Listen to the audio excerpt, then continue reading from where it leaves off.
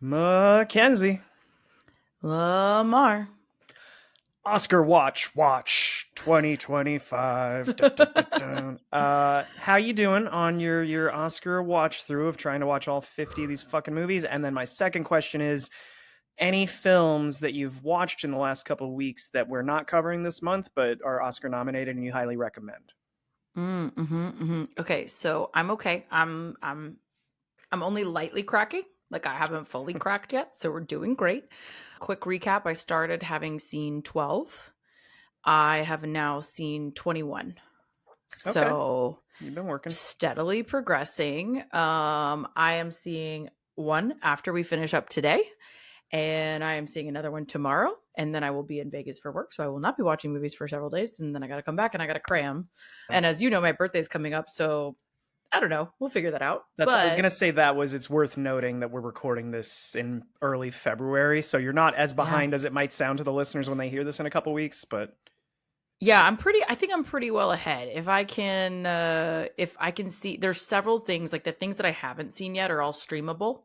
So there are things that I'm like not as worried about getting in. What I'm trying to cram in right now are the ones that are like about to leave theaters. So I saw Nickel Boys, for example, which was like on its last run, Sing Sing on its last run. Sing Sing is one that we're not going to cover that I absolutely wholeheartedly recommend. I think it's incredible. I actually might share a reel on the pod page of like I did an immediate reaction recording because I was just so moved by it. I thought it was so good. That was what I Um was gonna suggest because I remember we had like one slot left to fill, and you said, "Can you send me a few suggestions?" I was gonna send it, but it wasn't playing anywhere for me, and I also yeah. couldn't find anywhere to rent it. So I was like, "Well, I can't. I'm not gonna be able to watch it." So yeah, So I eked it out last week okay, because AFS did a rerun of it. So AFS very Cinema is nice. local to us. And so I literally left work early one day to go see it. I mean, not super early, but earlier than I normally do. Y'all usually work till like 6 or 7. So I left early and went and saw it. It was really good. I really recommend it. We're also not going to cover The Brutalist, which is a Best Picture nom as well. That's a It's very favorite, well right? done. That's isn't that the one that a lot of people think is gonna win? It's very well done. I think it's going to be one of the favorites. Yes, it's very long, so I think it's hard for a lot of people to see it because it's so long that it has an intermission in the theater. And Really? it's funny. Yeah, and it's funny. Skylar was like, "It should win an Oscar just for giving us an intermission. Like this is my favorite thing." And it was actually really nice because you got up, you had 15 minutes to go stretch, go to the bathroom, do all the things. What's the actual It, runtime? it's three. Actually, you know what? Because my spreadsheet is magical. 215 minutes is what So it it's is. 3 hours So and 35 minutes. yeah. Oh So damn! Yeah, I it's remember I saw The Irishman in theaters, and that was a fucking mistake. That did not have an intermission. yeah, yeah. And so I think at a certain point you just need to give it an intermission. That worked really well. I think what's interesting about this is a like a post Holocaust story. So a lot of people are kind of like lumping it into Holocaust World War II movies. I think it's very different than that, though. It takes a different take. I think it's more about how you adjust to a new world and a new life after something so traumatic and groundbreaking has Hmm. happened. And you are, in some ways, in a new society, seen still as a bit other. Got it. And so I think it's a very different angle on it. And so for that reason, I think it's really interesting for sure. And then Very there's cool. definitely some short films I would recommend. I may post those on the pod because I think they're very consumable. There's been some really interesting ones. There was a really odd one called "I'm Not a Robot" that I might share out with y'all. It was very unique, very different. But yeah, there's lots. I mean, there's Yeah. lots of good stuff. But it's Well, s- all. I think my running theme is it's all pretty long. Like the feature films are all pretty. well, They're pretty long. I was gonna throw out there because I'm not taking you up on this challenge of watching 50 movies this month, but we got around to watching A Real Pain, and that one was 90 minutes, I think, or like Yeah. an hour 25, and that packed a lot of emotional punch for being so quick. And I think it's on Hulu now if Right. anybody wants to check that out. I think you can do that. There's not that many though. There's like that and A Porcelain War is a bit shorter, but a lot of them are very, very long. Sing Sing wasn't that long, I will say, but you have many that are like over the 2 hour mark. The one I saw Saturday, for example, Seed of a Sacred Fig, which is incredible. And fun fact, filmed entirely in secret because it was filmed in Iran, where it was, the director was later convicted of like propaganda against the system. So it's really an intensely shot film, and it's so well done, but it's very long. It was 2 hours and 47 minutes. And so it's some of these are like, they take work to watch. I think that's the thing I would say is like, I don't know, first world problems. I'm very tired. I'm very like, this is a lot to consume.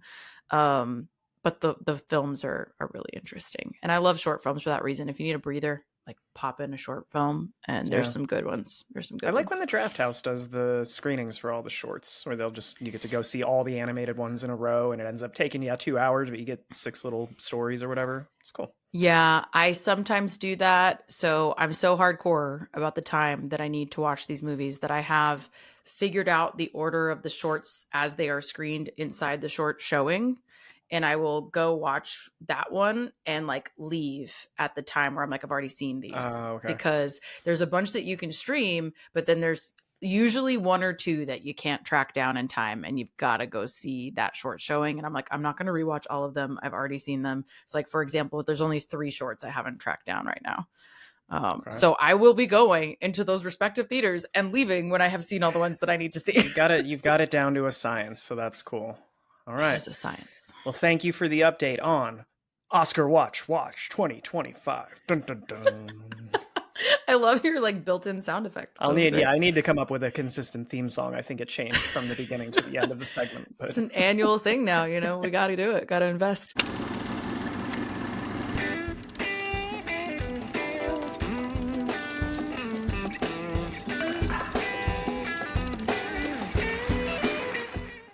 Welcome back to We Drink and We Watch Things. I'm Mackenzie. I'm Lemar.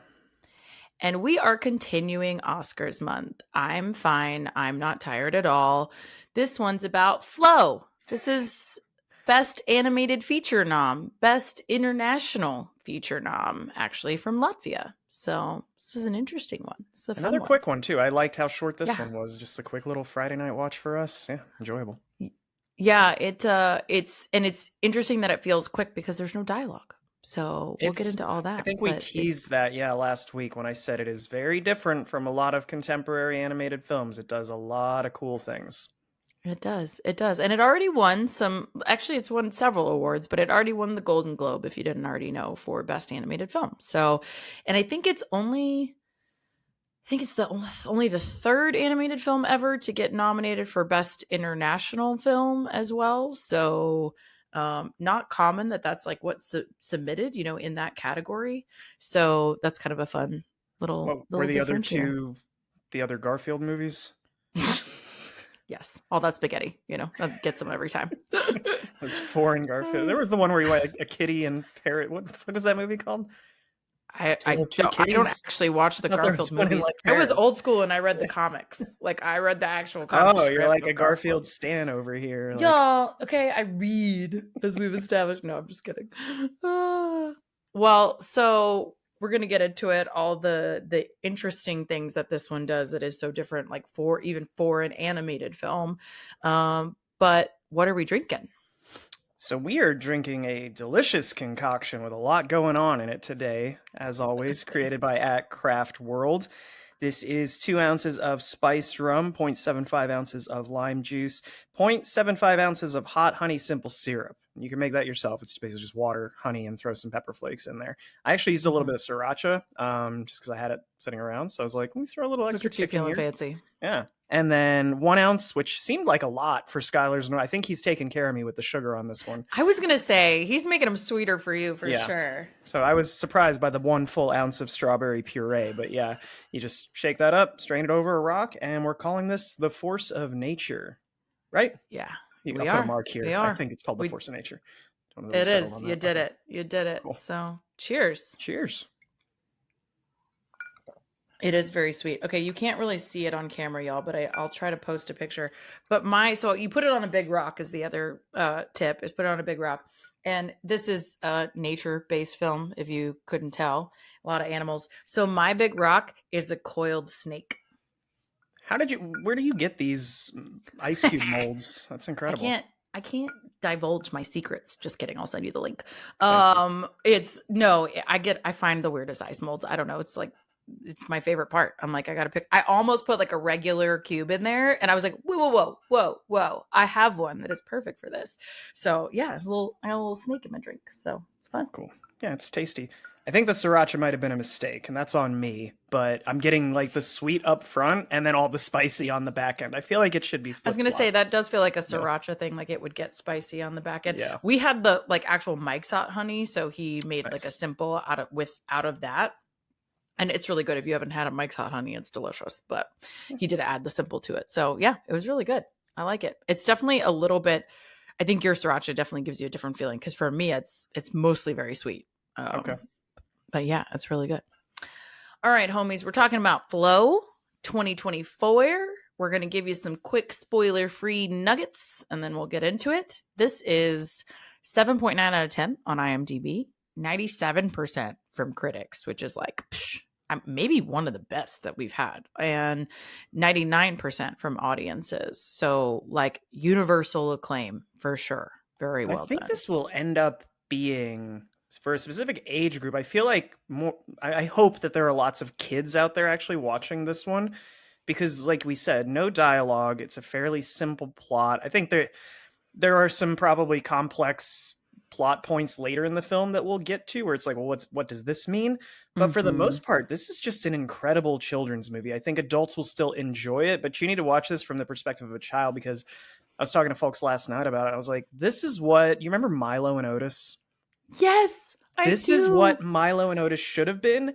And you don't feel bad because there's no fucking animal cruelty in this. But it's like animal adventure, feels like real animals, and it's just adorable and heartbreaking, but great. So highly recommend. Okay, first of all, that is such a throwback. Like I don't even remember the last time I heard Milo and Otis. And it's fun fact, I used to like I name all my inanimate objects. Don't judge me. There's a lot of Milos and Otises around my house. So anyway, I love that. But funny, I will actually take like a slightly different take. I think it's incredible. I agree with everything you said about being really interesting. I think it's really incredible.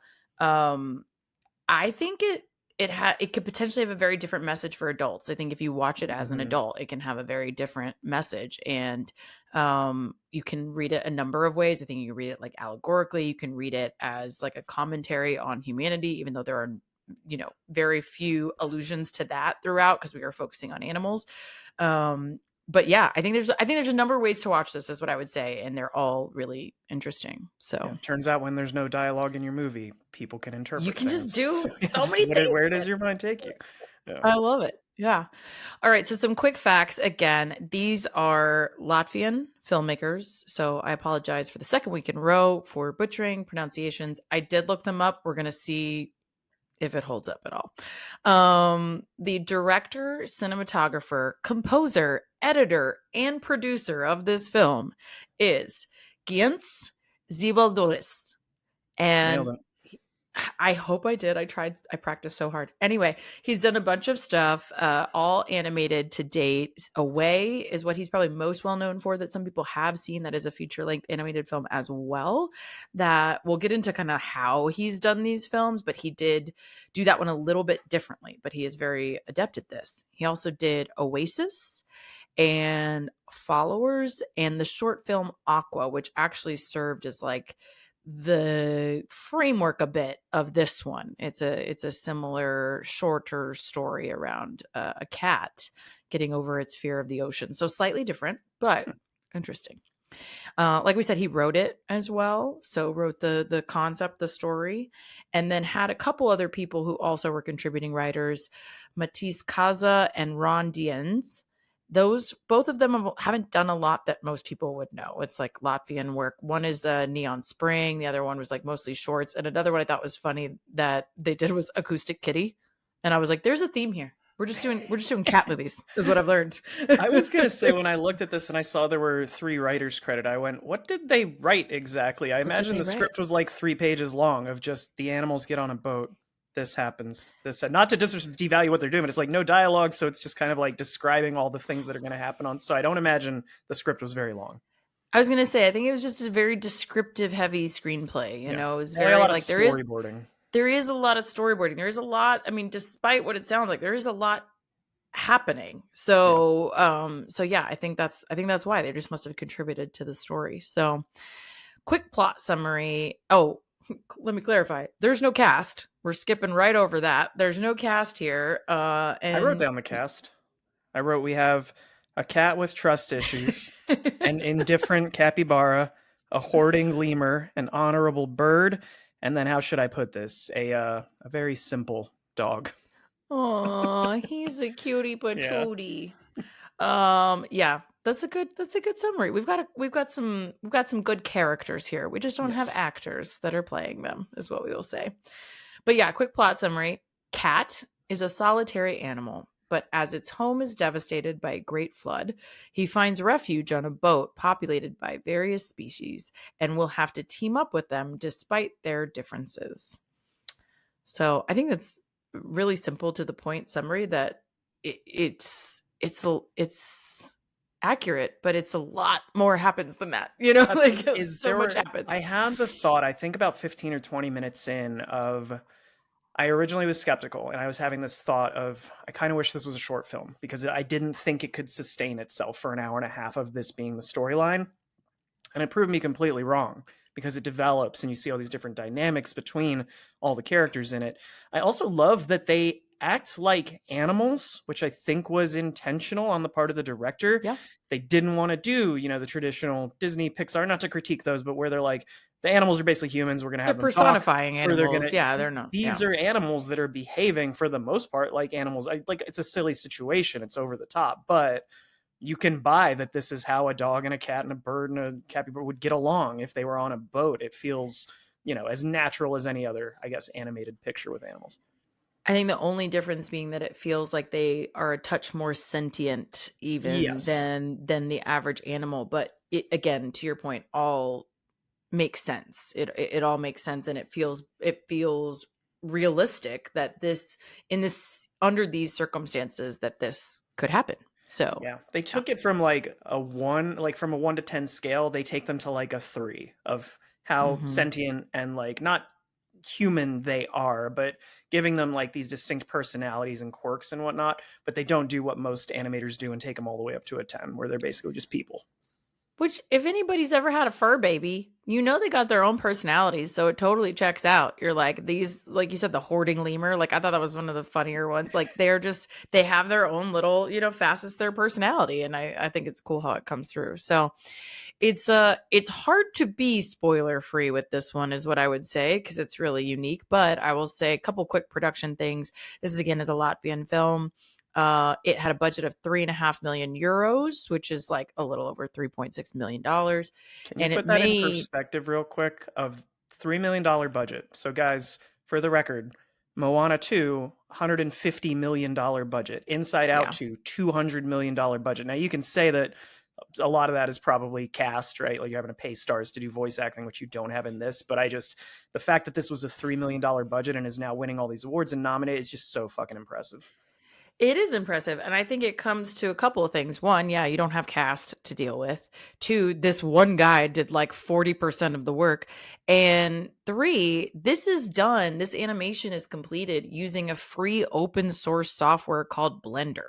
And this is a open source 3D computer generated software. It can run on like basically any machine that you have. Essentially, it does visual effects, it does art, just 3D models, it does all these things. I was looking into it today because I was real curious about it. You're For thinking of making a example, movie. I'm going to make a movie. Obviously, that's what my next project, because I'm not busy. But the first movie that he did, that he animated, the feature film that he animated, Away, was done on Maya, which is a similar type of concept. So he's adept at using these free tools and making this really incredible creation. So I think that's, this is a guy really dedicated to his craft, but using seemingly simple methods, and Yeah. incorporating a team that has a lot to bring to the table, of course, but like very specific things that you don't have to tap into really complicated graphics and things like a Disney does. I'll be honest, the first like 10 to 15 minutes or so, the animation was frightening me a little bit. I was getting, as somebody who grew up playing video games in like the aughts, of just, it had that Hmm. same kind of like, it's something about, it's not that they're boxy. The animals' faces were freaking me out a little bit at the beginning, but then like the layering of the backgrounds and stuff, it just felt very like aughts. And it wasn't until after that I found out what you just told us about, like the way it was animated, which props to them for doing that. I will say I got used to it after like 20 minutes, but it did take a little bit of like getting used to the style of animation. And then once it gets to like, once they're on the water and they're doing these beautiful overhead shots and underwater shots and you're seeing the sky and the ocean and all these things, that's when I think the animation really thrives. But the first 15 minutes, I was a little underwhelmed, I guess. It's funny you say that because same thing. I just have a slightly different take. I do think it is an atypical form of animation. So it's definitely not what you're expecting to see when you go like, hey, I'm going to watch an animated film. And even different than say like a stop motion animation, right? Like that you still have certain expectations. It's a very different style of animation, but you still have certain expectations that most kind of adhere to. And this one is very different, I think, but I really enjoyed the aesthetic and the difference that he had in his animation. It was unique enough and compelling enough, and in many ways realistic enough to me as far as like looking like the environment, that I thought it was really engaging kind of from the start. But it is, and I'll have to send this to you, Lamar, after this, but I saw also, this was a while ago now when it first came out, but I saw a side by side video comparison of the first draft, so to speak, of the animation. And then when he's like finished all the layers to it. And that was really interesting and compelling as well, of like, you just don't think of animation that way. I think I certainly don't, not being an artist, not being an animator, not understanding this process at all. You just don't think about, especially a computer generated animation, Right. as having layers to it, you know? And it does. It was wild to see how they produce this. I mean, like all I'm saying is don't underestimate an animated product on a free piece of software. Like the amount of work and layers and effort and art that goes into it is kind of mind-boggling, to be honest. And it was 5.5 years also, speaking of the amount of work. It was a Jeez. 5.5 year production time, which is, I think, again, speaks to like one guy working on this in his free time, right? Like it's going to take you a while. But yeah, it's blown audiences away, I think, in general. I hope So it opens up more opportunities for him going forward, like putting all that time into yeah, this, like a passion project kind of thing. yeah, I hope so as well. They had a number of pieces of funding. I mean, he did some of it with through Latvia, but it also, some of the work was done. I wanted to say it was in Belgium and France. And so there's multiple people who contributed to the financing here. And obviously, again, with the success that it's seeing, hopefully more to come and we can see more from him. Yeah. But yeah, so everything else, I think if we get into it, it's going to be pretty spoilery. So I think it's about that time, kids. Turn around, don't drown. Funny and ironic for this one. It's spoiler time. Yeah. I was gonna say, I think I Uh, cut you off earlier, but you were saying it was a 3 million budget and it's pulled in what, like 14 so far? oh yeah, 14.4 million. Yeah, not a bad So return. not a bad return, especially for, again, a like a low budget animation film that it does not have a Disney level release too. Like Right. let's keep that in mind. It has a limited showing. I don't know. I don't remember when it first started showing, but it was very shortly before Oscars eligibility. So think like end of 2024. I want to say it was like November, early December. It wasn't in theaters long, and I think a lot of that again was part of the eligibility piece. And so I'm not surprised it's not crazy high, but that's pretty impressive for, I think, the amount of marketing and everything that goes into this particular film. Yeah. So really quick, we'll talk through kind of like the high level story that is happening here. And you kind of, I think, go right into it. And I don't know about you, but the thing that got me from kind of the get was I was like anxious. You know, you just knew something was kind of like there's a threat of some kind, and it's very subtle. It is a little bit of a slow build at first because you can't quite tell. So there's this cat, this dark colored cat. I thought black. They say it's dark gray. This small cat that's like wandering through the forest, and these dogs are like running nearby, and you immediately, of course, dogs and cats, right, guys? Like you're freaking out. Like these dogs are going to get this cat, and you quickly kind of learn that there's a different threat coming. It's not so much the dogs, you know, it's there are these there is this flood, there is this rising water level, and it's so heart-wrenching to watch these animals and this cat especially who's your main point of view trying to just get to safety. And I was like in the first 10 minutes, I was like, I don't know if I can get through this. Like, I am so stressed I and was on worried. edge throughout Yeah. this of just I don't want to see. I know it's animation, but I'm like, it's pulling at my heartstrings, and I'm like, I don't want to see anything bad happen to any of these animals.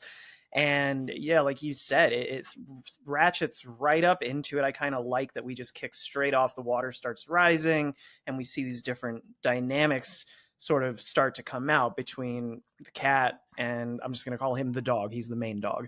And They then refer also to like, him as the retriever, just so you know. okay, Like, we so were the debating if he cast, was a they do have retriever or a names, lab. and Okay. he's retriever, and the cat is cat, and yeah, so on and so forth. Okay. So that initial dynamic between them where he's a dumb dog and he just wants to be friends with everybody because that's what dogs do. But his friends are fucking assholes. Can I just point that out Yeah. from the get-go? The rest of They're the dogs grumpy in his group, dogs. yeah, they are morons.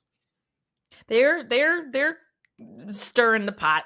They're there to fuck around. It's like when you're in a group of bros, you know, and there's a bunch of asshole bros, and then there's one like friendly, nice bro that's like apologizing for his friends. That's the retriever here for sure. And yeah, he just wants to be friends with everybody.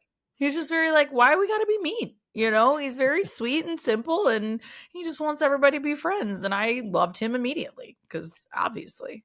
I have a guess here, but of all the animal characters in this, which one are you? Oh gosh, that's a very different question. I thought you were going to say which one is your favorite, and I was like, No, well, which one do dogs you relate always. to? I know which one you're going to say, but I'm curious. Which one do I relate to?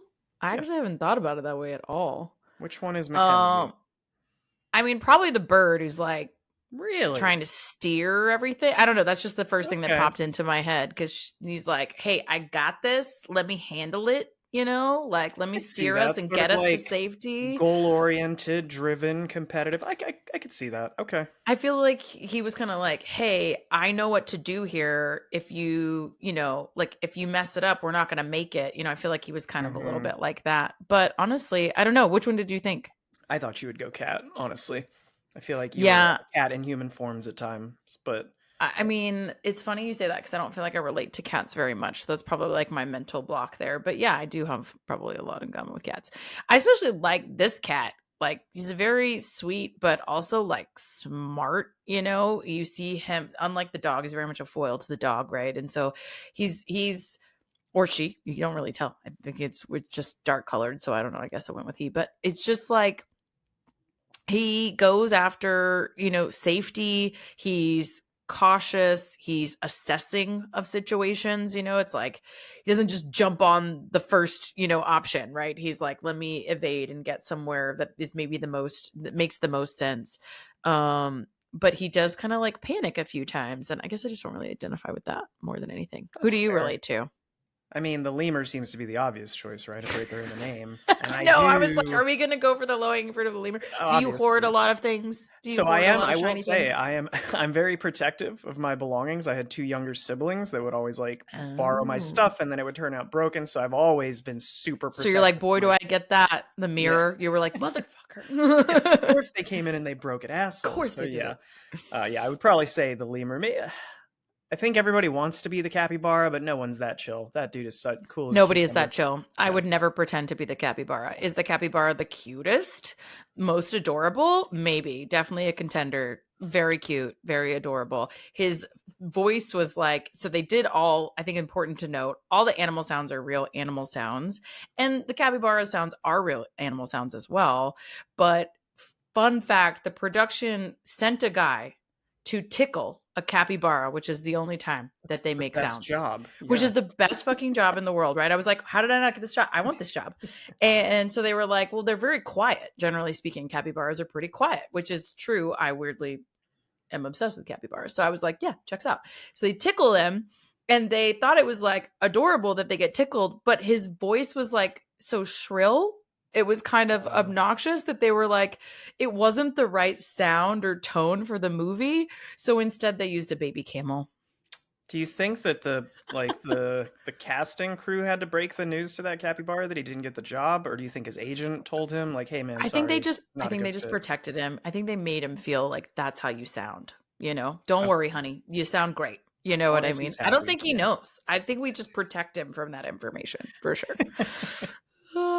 Yeah. So I mean, all that to say, they definitely like speaking to that, they all have these very different personalities. You know, they Mhm. very much come across as very different creatures. Capybara again is like so chill, like unrealistically chill, just does not give a fuck. Which is, I mean, true for capybaras. They're very like they're unfazed. They do not care. Yeah, in like every situation that he just like decides to just slump over and fall asleep, I wish I could be I that know. cool. I know. I wish I could fall asleep that easily and just be like, "Oh, this is super stressful. I'm going to just go to sleep. I'm going to just go to sleep right now." That sounds like the move. But I do like I mean, they say like they get these very different creatures together who have to work together to survive this thing. And I think the thing that we kind of breeze past is that this feels very tense from the top because the water levels are rising in a way that this is not a landscape that we know, right? Like we are not seeing any landmarks that are human based really at all. I mean, there's evidence of humans. There's a There's like home that this statues and cat had been in things. there. There's some Yeah. statues, there's ruins and things like that. But it feels like a post human society, right? Like the Mhm. humans aren't around anymore. So you don't have the same points of reference, but you get the impression that some of these statues are incredibly tall, like impressively crazy tall. And the one that the cat escapes onto is very tall, right? And it's flooding to that level. And I think that's where you feel the real terror here of this is coming. There's no real safe space for anybody or anything. And then they have to all get onto this one boat. And it's like there's limited space, there's limited safe places in the world, It period. feels less like a flood that we would consider a flood like in modern day in real life, but more like an apocalypse. I wrote down at the beginning, I swear to Yep. God, if this ends on Noah's Ark or some shit, because that's what it looked. It was like the whole world Yeah. is flooding. Everything at some point is almost Yeah. underwater. So it feels like post apocalyptic. It's crazy. Yeah, and I think like he goes and survives by jumping on the boat that I think the capybara was already on, right? And so Yes. he joins that, which again is already a risk, right? Like this is not your species. This is not a creature that you interact with, and like doesn't know how chill it is yet, right? So everything is like a this that was a necessary decision at this point. You had to get on the boat, and then from there, it's just one more decision after another of do we let this other creature, do we save them or do we let them on here and do we kind of rally? And I think there's this, every single one of those decisions throughout the film feels just as stressful. You're like, should we get Yeah. this lemur? Should we get this whatever else? Everything's kind of is this a threat? You mentioned earlier sort of the different ways you can interpret this, and I think one thing that I don't even think it's interpretable. I think this is very intentional on the part of the director, but it feels like the cat of all the animals in this has kind of the most trust issues. We called that out at the top of it's a Which checks out. solo animal, and Cats, cats man. are independent creatures, right? Yeah. So that it's sort of this process of him having to learn how to trust all these different species and work together, and occasionally that trust gets broken. Yeah. So yeah, I just love the different dynamics. I really the bird, just the things the bird does to save the cat, it's just incredible.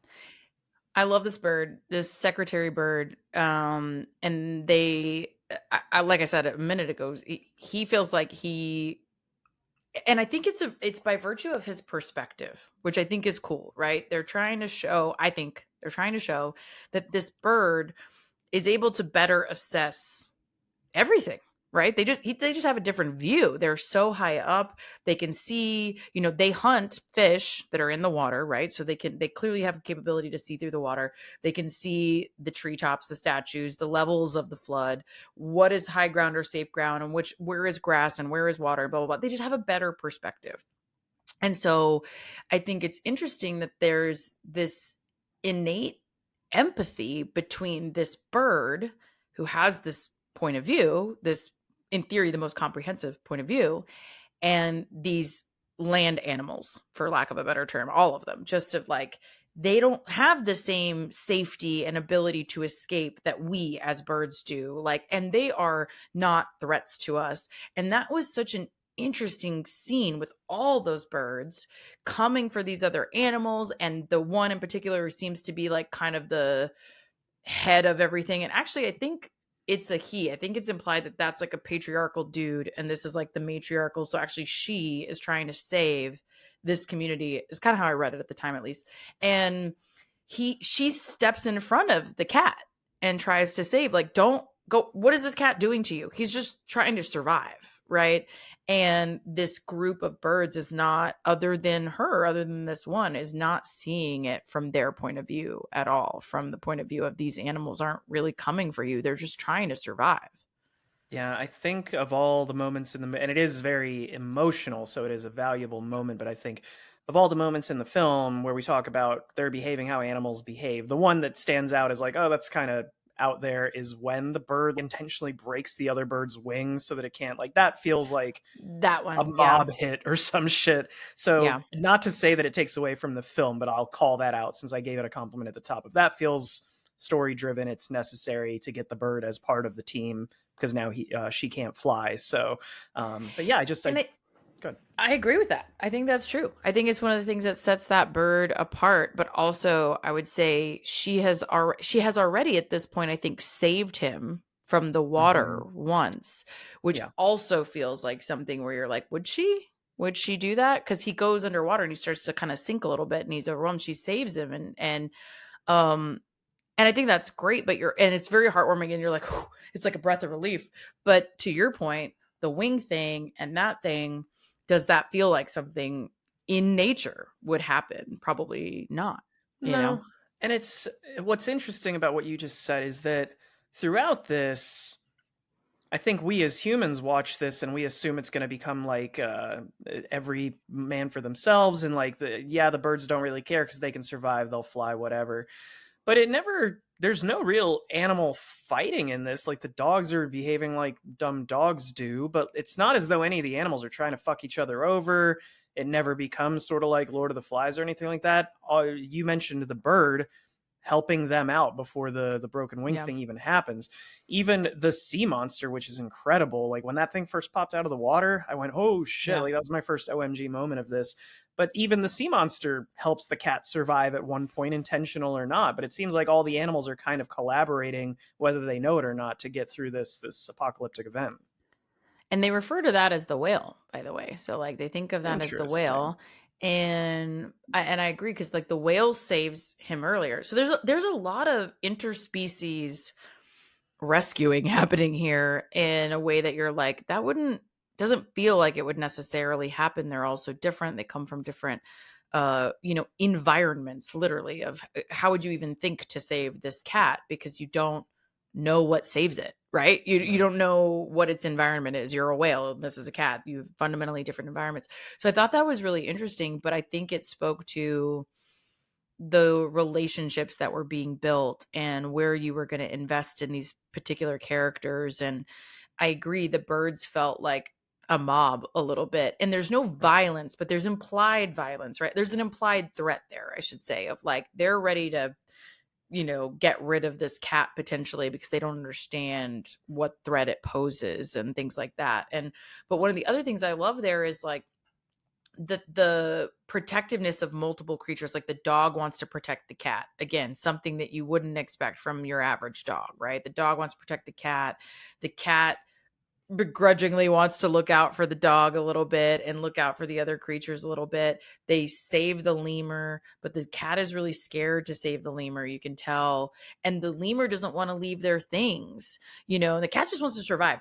And the lemur is preoccupied by their stuff. They're Hmm. like, oh, I can't take all my stuff. I want to take I my love stuff. that And interaction with the capybara where he's just kind of rushing him along of like, look, your shit's in here, we're going, like we're out of we're here. going. Yeah. That's the most you could. That's it. This is your go Hmm. bag. Okay. This is the go bag, and you've got everything in there. Let's move. It's like, yeah, it's really, it's such an interesting and compelling dynamic. And then, yeah, you get into this phase of they've all sort of settled into a little bit of a routine on this boat of helping each other, and the secretary bird is steering, and again, I feel like she's like, y'all just let me handle this, and they also see the other dogs. At one point they encounter the other dogs that have been under threat, and they Assholes. continue to complicate matters because why not?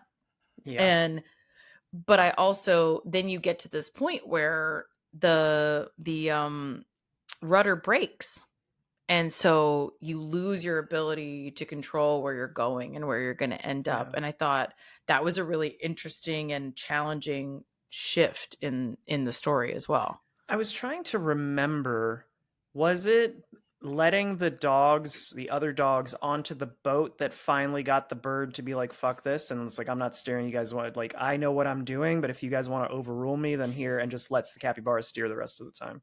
Yeah, so it was like, well, they all bullied the bird is what it Right. was. Like, they didn't like force him out, but they were like, no, do this, do this. It's like a bunch of kids yelling at mom, like, wow, Mhm. it's McDonald's, I want to go pull over, right? And It's a she's finally great like, fine. impression of a child. I know I do. McDonald's. I really, that's what they want, right? They want McDonald's. Okay. Mhm. You can tell I don't have kids. Anyway, but they, whatever, they're bullying mom to pull over, and she's finally like, okay, fine. You're going to see what happens. And sure enough, mom was right. Yeah. And you fucked it up. And so you fucked it up for everybody. Right. And so, and you just like also feel that judgment too from Well, it's just that like quick turn of the cat has finally brought its walls down and trusts these other animals implicitly. It's jumping in and hunting all these fish to feed its new friends. Like, we finally hit this happy point, and then the other Yeah. dogs show up, and it's like, well, we don't want to leave them behind. We love dogs, but they just, this entire dynamic that's been built, it throws it all into chaos from then on out. It does, but I think it's also like they come into this like uneasy peace with each other. I think it's like it's not perfect and we're still scared and we can't really control our destiny necessarily anymore, but we sort of accept one another, and we begrudgingly, have let things happen the way that they are, but it's really, we're going to stick together Mm-hmm. on the whole. I think that's what comes through. And I think the thing that was so stressful for me during all of that, though, is like the cat keeps falling overboard and like stressing us all out. And you're like, can you please stop almost dying? I would love if you would not. But this leads to this really important moment of, it's not the perfect alliance, right? It's not, none of this is perfect, but it's safety. And it's also just somebody having your back, right? Like a number of people, a number of creatures rather, having your back and protecting you in some way, and just kind of having that buddy system, right? Versus if you don't have that buddy system, you're alone. And so when the secretary bird flies away and the cat is like terrified at that, and it's like, where is she going? Is she okay? What's happening? And follows her. I think that's such an interesting and terrifying choice for this cat that has finally gotten to a point where they think they're okay. They think that they're kind of safe, but knows what the secretary bird has done for them and protected them, and feels this real loyalty, it seems like, and wants to go follow them and make sure they're okay. And that leads to just this incredible scene between them, Yeah, that sequence, I wanted to touch on that of, have you come to accept our Lord and Savior Bird Jesus? Is that what happened on the island? I was a little confused. I don't know for sure what you're supposed to think of that. I think you're supposed to decide what you think of that. I Mm-hmm. think it's another one of those. And I think that the bird had done what it could, and it's kind of magical that the bird can now fly again, right? Yeah. And I don't know that it actually can, is it actually dying? Is that actually what's happening? And it's going to this mountain, like, kind of, again, to your point, to sacrifice itself. And it definitely reads as a sacrifice to protect them and make sure they're safe. And at least to me, that's how it read.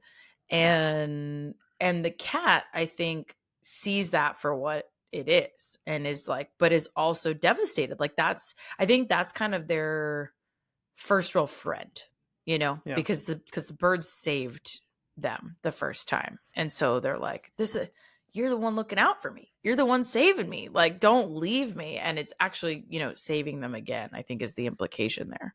Yeah, there's no, again, no right or wrong answer on this. I think I was, browsing Reddit and looking at the different theories and whatnot. I liked this one that someone came up with where they said that, whatever this magical island area is that they're going to, maybe it's something where when you get there, it can sort of like grant a wish. So the bird, wanted to fly again and then sort of goes back up and is able to do its own thing. In that case, I don't know why he wouldn't come back down and hang out with them though afterward. But Yeah. the cat was the one who like wished for the flood to end. I think more likely it's sort of, I interpret it how you do, of Interesting. the bird who, whatever animal got there was the one that was able to stop this flood as a sacrifice.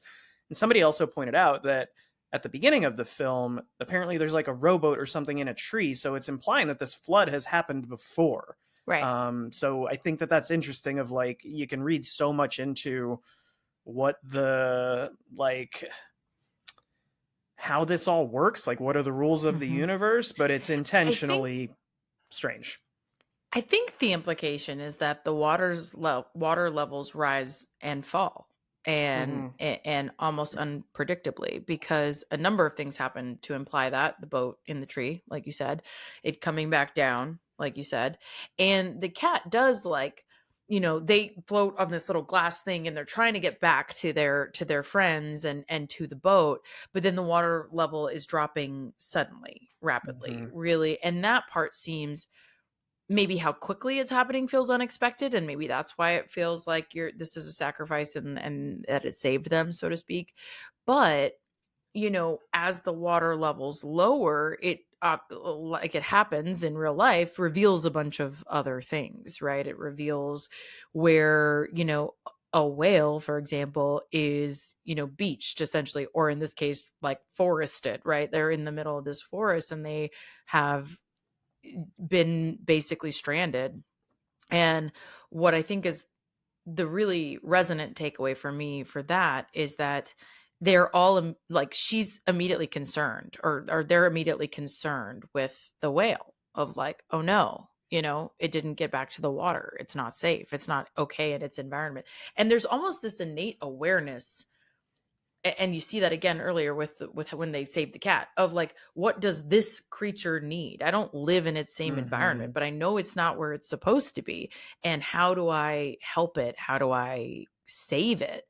And I think that's just it. And then you see this just incredible effort to save each other with the rope and the dogs and the tree and the lemur, and like, it's this I don't know, it's just this community coming together at this point to help and save each other. And I think that's where a lot of the allegorical aspects of this came into play for me, of like, this very much feels like it could be a commentary on societies and how different they are, and different communities, both ethnic and from various countries, of this trepidation and fear of the other that you don't know or you're not aware of, but that when forced to come together and find a way to work together, you can bond and really care about each other and be there for each other and save each other, even if it feels like a counterintuitive alliance. And like, I feel like you see that come together, of these very different communities coming together to save each other. Yeah, the last 15 minutes are pretty intense, like emotionally and action wise. Hmm. And I think with the whale in that last scene, I think what we're seeing is, for a movie with no dialogue, the main character has a story arc. We've been talking about it. And we talked about how independent that creature is at the start, but then gradually sort of becomes more open to this sort of team dynamic that you were just talking about. But And then, like dependent on it, almost like yeah, very invested in it. And I think that's, yeah, I think that's their growth. Yeah. yeah. And the fact, like you said, they don't know what they're supposed to be doing to save the whale, but the fact that the cat just kind of comforts it in its dying Hmm. moments, like that is something it wouldn't have done earlier in the Yeah. film, I think. Would have ran away. Yeah. And to your point about sort of the commentary on society, it's like, yeah, maybe we should just be more not like blind trust people, but be more just implicitly like believe that people can be good. You're still gonna get assholes in the mix, just like the four dogs in this. You're gonna get the occasional selfish, moronic Yeah. assholes. But yeah, for the most part, I think that people will look out for each other. So I hear you. Yeah, I'm in this phase because the world and life of vacillating. My friends and I joked about this the other day between like I love people and people are the worst. I hate Yeah. everything and also have ongoing hope for humanity, right? And I feel like this film, at least for me, just was a way of like actually holding on to that hope of you can be so wildly different. You can be a whale or a cat. You couldn't almost get to other ends of the spectrum, right? In Mother Nature, and care for each other and support each other and comfort each other in those times that are hard. And in the case of the whale, save the cat. And I think it's just to look beyond the end of your own nose and go, who around me is at risk or needs something and is human and also challenged in a number of ways, and how can I support them? And I think this is part of that story of like we can be really different and be here for each other. And I think it's important to note that they come together, they see each other in their puddle, they are not afraid of each other anymore. They are affectionate and caring and invested in each other at this point, and they have become their own community, their own family. And they're all so different, you wouldn't expect that, but it can work. It can be successful and be a real community. And I think you get that from this. And then with the post credit scene, you really get the hope of this is all cyclical. This can all change. And this whale is here and is okay. And so I think it was a very hopeful film at the end. It was hard kind of to get there at various points, but I think it was supposed to be hopeful. Yeah, they sort of tease at the end there of like, is it going to happen again? Because they have the deer running again, and you're just Hmm. like, shit, is this just going to like be instantly? We're going to go right back into this shit and these poor Yeah. animals. But that's why I think they have that shot of them looking at the puddle of like, now the cat is not alone anymore. And it's, if this happens again, we Yeah. will weather the storm together. Right. Well, weather the storm together. We'll figure out what to do. We're going to take care of each other. Hmm.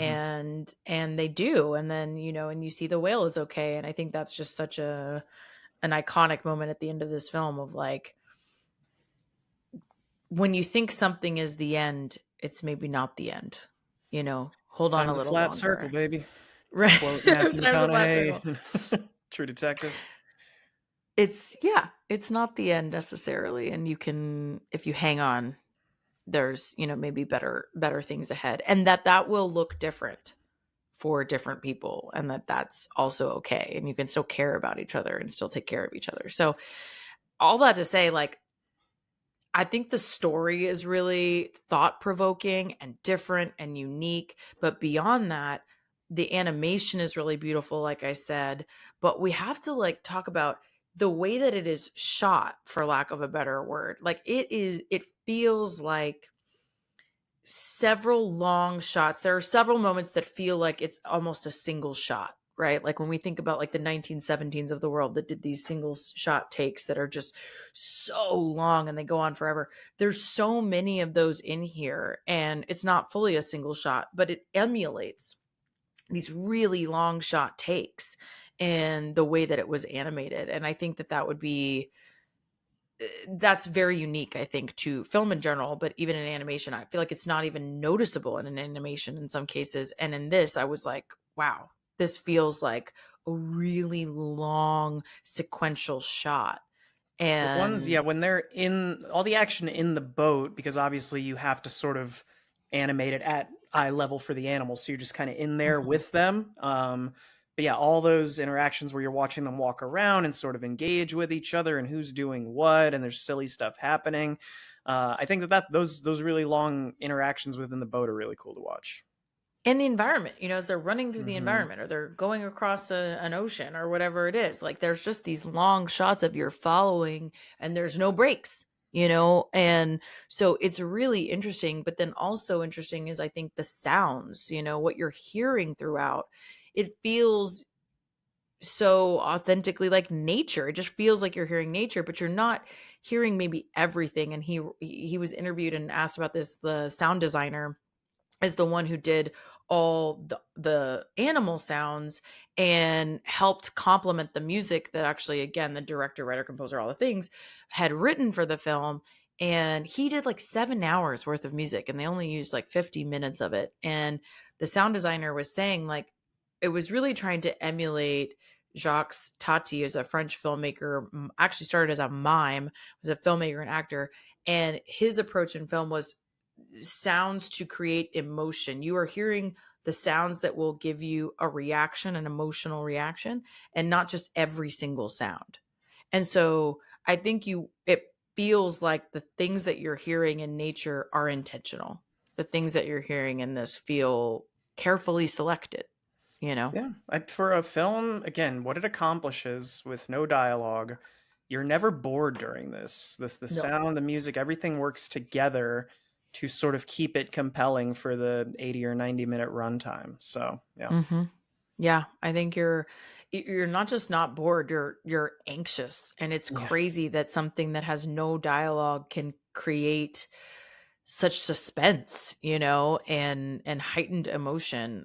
So I think even if it was just that, it would be really a compelling film. It feels like everything on the screen is moving, not just one thing, right? Like the environment is moving, the characters are moving, but you're hearing only specific sounds and you're seeing only specific angles. And yeah, I just think it was really fascinating watch. I thought about this film after I saw this. I think I thought about it for like 2 weeks straight. I Hmm. was like, because I saw it back when it came out. So I was like, this is just so thought provoking and unique. And Yeah, I so know I think, you thought about doing this for our episode with Neil where we were doing like best yeah, or hidden gems of 2024, and it was, I think, not streaming anywhere yet. So yeah. that's why we didn't do it then. So I knew you were a big fan, but what's like overall rating? Where are you going to put this? I think it's like a 9 out of 10 for me. I just Oh, thought it wow. like was so interesting. And again, I just thought you could interpret it so many ways. I feel like I can get so many layers out of this if I want, right? I can Hmm. just watch it as an environmental film and see what's physically happening, and that's interesting. I can think about it as an allegorical film of like what story and symbolism is here, and that's interesting. I can look at it as a technical achievement and go, wow, the animation here is interesting and the music here is interesting and the sounds here are interesting, and that's compelling. So I just think it has so many layers to it that, yeah, I mean, I think it was just really profound in some ways. And again, if I'm thinking about a movie for weeks afterward, then I think it's a very worthy piece of art. Yeah. I'm mostly in line, I think. This was one where it's one where I just appreciate what it does more than anything else. It's just so Yeah. different, and to come from Latvia to be a $3 million budget created on using free software, Hmm. like we said, no dialogue. All it's just for all the things it does different. That's what makes it special. I Yeah. don't think it's going to be one that I'm going to watch constantly or anything like that. If I had kids, I would Sure. probably throw it on, every couple weeks or whatever for them. But I'm going to give it like an 8. I think it's really, really good. I highly recommend it. And yeah, it's just different. So just strap in and enjoy. Yeah. Definitely different for sure. Yeah, strap in and enjoy. I highly recommend. I think you said it's streaming now as well, so you can watch it here soon. Definitely go give it a watch when you can. And thank you for joining. And next week, we're going to be covering what we feel and have heard is going to be kind of controversial. Amelia Perez is on Netflix streaming. It's supposedly a bit genre defying, like musical esque a little bit, but a couple other layers to it. I highly recommend watching it so you can have this conversation with us because Mhm. neither of us have seen it yet. It is on my list, as we know, because it's an Oscar film, but there's a lot of rumblings about this one. So we're going to see how we feel about it. And we're going to try, at least I'm going to try to blot out the noise and just watch it and see what happens. Yeah, I'm going to try to be objective in my first watch through. I mean, not objective. I guess subjective is but I'm going to try to not let other people's opinions sort of Yeah. impact what I think the first time through. But I am hearing some of the stuff out there, and some of it's not good, and other people fucking love it. So it's very interesting. Yeah. Again, I think I said this in the last one. The people I know who have seen it personally love it. And it's more the conversation around it that seems negative, and for a number of reasons. And some of those things seem reasonable and some of them don't. So I'm interested to see where this one will take us. So come back for that one. That'll be our last Oscar one for the month. So strap in. But for now, follow us on social, Instagram mostly. So give us a follow there, likes, comments, all that good stuff. You can also watch video of the podcast on YouTube now or on Spotify video if you want to see our beautiful faces. And you can also email us anytime at wedrinkandwewatchthingspod@gmail.com. So if we mess anything up, if you have suggestions, give us some theme ideas. We got another month coming up. We got to brainstorm. So yeah. And then also check us out on YouTube. I feel like YouTube's the new TikTok. I'm just saying that's what I'm manifesting because I'm spending a lot of time on it. So anyway, for now though, go have a drink and watch a thing. Cheers. Cheers.